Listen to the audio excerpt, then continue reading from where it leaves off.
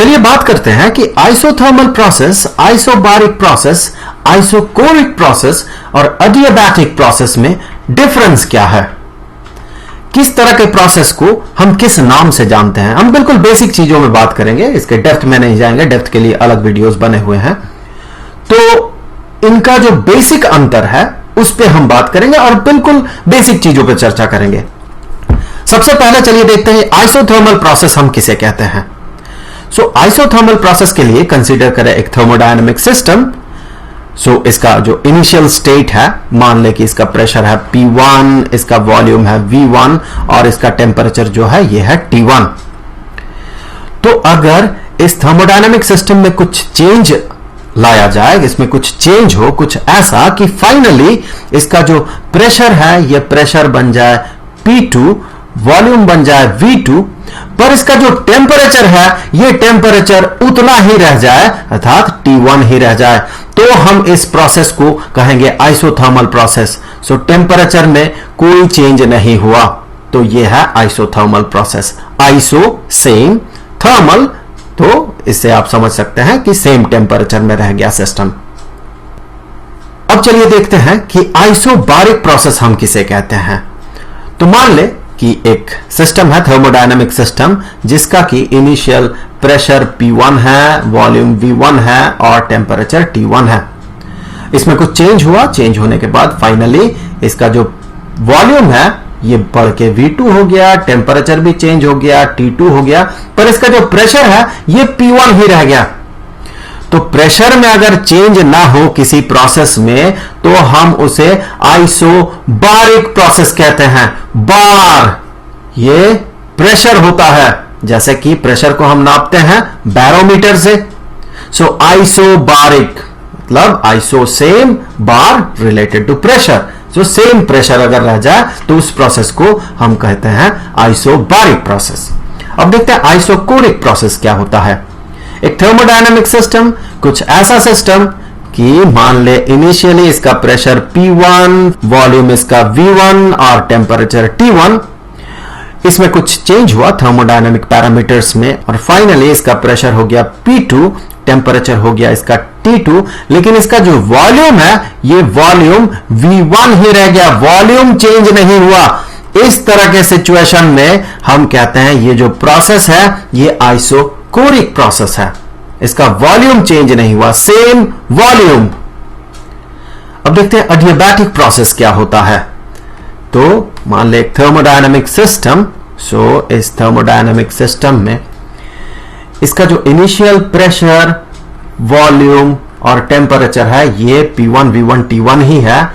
Finally इसका जो pressure, volume और टेम्परेचर बना ये तीनों चेंज हो गया, लेकिन मुद्दा यही है कि इन तीनों केसेस में बाहर से सिस्टम हीट ले पा रहा था, अर्थात बाहर से हीट प्रोवाइड किया जा रहा था इसे। इस केस में बाहर से जो हीट एनर्जी इसे प्रोवाइड किया जा रहा, क्यों, ये जीरो है, अर्थात बाहर से कुछ भी हीट ये एक्सेप्ट नहीं करेगा। सो इस तरह के सिस्टम को हम अडियाबैटिक सिस्टम कहते हैं, या फिर इस तरह के प्रोसेस को हम अडियाबैटिक प्रोसेस कहते हैं। यहां पर बाहर से ये थोड़ा भी हीट एनर्जी एक्सेप्ट नहीं करता है। अब चलिए देख लेते हैं कुछ बेसिक चीजें। जैसे कि आइसोथर्मल प्रोसेस में अगर बात करें तो इसका टेम्परेचर में कोई चेंज नहीं हो रहा है। इसका मतलब जो इसका इंटरनल एनर्जी है फर्स्ट केस में, फाइनली उसका इंटरनल एनर्जी उतना ही रह जाएगा, क्योंकि इंटरनल एनर्जी टेम्परेचर का एक फंक्शन होता है। सो टेम्परेचर में चेंज नहीं हुआ तो इंटरनल एनर्जी में भी कोई चेंज नहीं होगा। अब देखें, अगर इसे बाहर से Q हीट प्रोवाइड किया जाए और ये पिस्टन जो ऊपर चढ़ रहा है, अर्थात ये थर्मोडायनेमिक सिस्टम जो काम कर रहा है, ये अगर W हो तो फर्स्ट लॉ ऑफ थर्मोडायनेमिक्स से हमें पता है ये Q बराबर होना चाहिए W, जितना काम ये थर्मोडायनेमिक सिस्टम किया, प्लस इसका चेंज इन इंटरनल एनर्जी।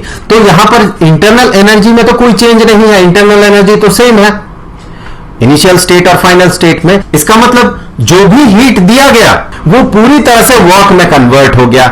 सो हम इस केस में कह सकते हैं कि Q is equal to work done, total work done by the system. उसी तरह से अगर आप आइसोकोरिक प्रोसेस को देखें तो यहां पर इसका वॉल्यूम में कोई चेंज नहीं हो रहा है। तो वॉल्यूम में कोई चेंज नहीं है, इसका मतलब ये जो work done by the system है ये जीरो है, इसमें कोई चेंज नहीं है, मतलब कोई वर्क नहीं कर रहा है ये सिस्टम।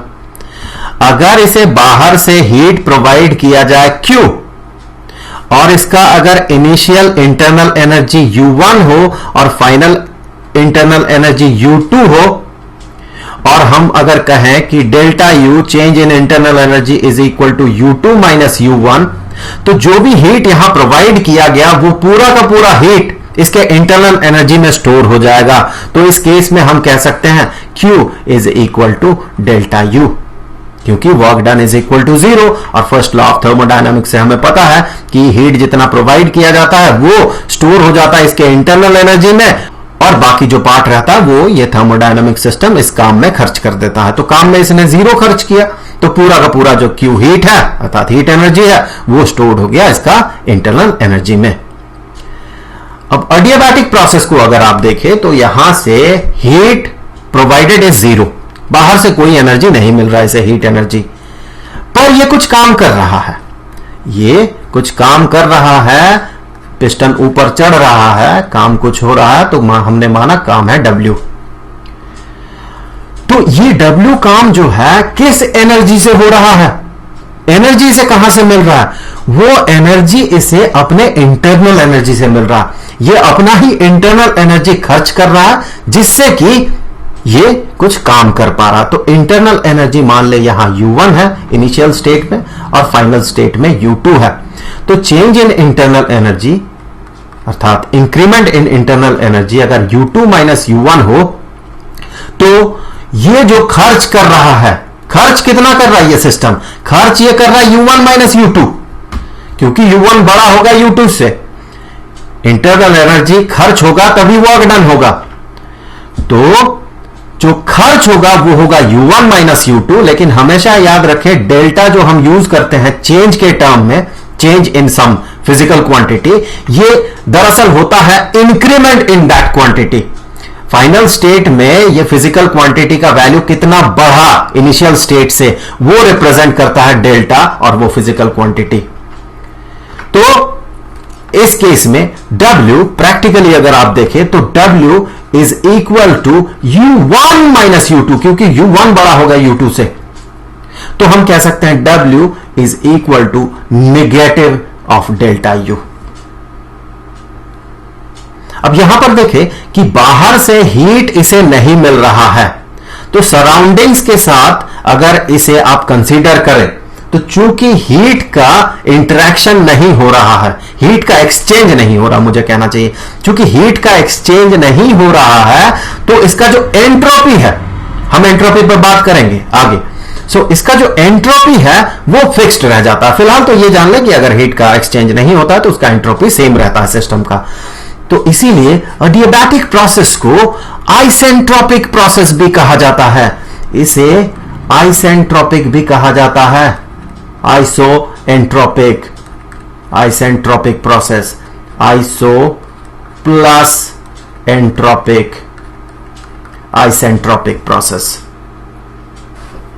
अब अगर आप आइसोबारिक प्रोसेस को कंसीडर करें तो अगर इसे हीट एनर्जी मिलता है Q और इसका जो इंटरनल एनर्जी है ये U1 से बन जाता है U2, आप सोच के बताएं कि इंटरनल एनर्जी में चेंज होगा या नहीं होगा। देखिए टेम्परेचर में चेंज है इस केस में, तो इंटरनल एनर्जी में भी चेंज होगा।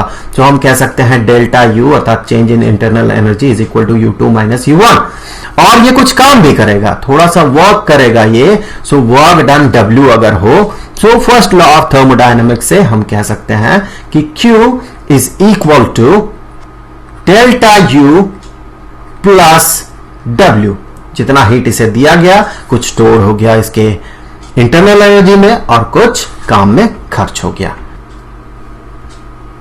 यहां पर आइसोथर्मल प्रोसेस जो था इसमें चेंज इन इंटरनल एनर्जी ये जीरो था। तो ये है basic difference isothermal, isobaric, isochoric और एडियाबैटिक प्रोसेस में।